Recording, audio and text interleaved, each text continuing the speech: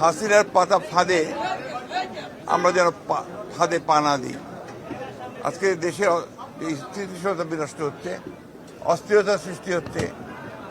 হাসিনা সরকারকে উৎখাতের জন্য একটা অভ্যুত্থানের মধ্য দিয়ে অর্জন করেছে এবং সেই সফলতা অর্জন করেছে। কিন্তু দুর্ভাগ্যের বিষয়, আজকে হাসিনার পাতা ফাঁদে আমরা যেন ফাঁদে পা না দিই। আজকে দেশে স্থিতিশীলতা বিনষ্ট হচ্ছে, অস্থিরতা সৃষ্টি হচ্ছে। এর জন্যে সম্পূর্ণভাবে হাসিনার যে ফ্যাসিস্ট যে রেজিম ছিল, সেই রেজিমই তার জন্য দায়ী। আজকে আমাদেরকে অত্যন্ত সাবধানতার সঙ্গে পা ফেলতে হবে।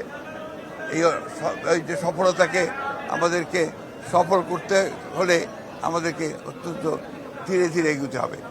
একটা অন্ধকারকে দূর করতে হয়, একটা অন্ধকারকে দূর করা যায় না, তাকে আলো দিয়ে দূর করতে হয়। সেই আলো বর্তিকা জ্বালিয়ে আমাদেরকে সামনের দিকে যেতে হবে।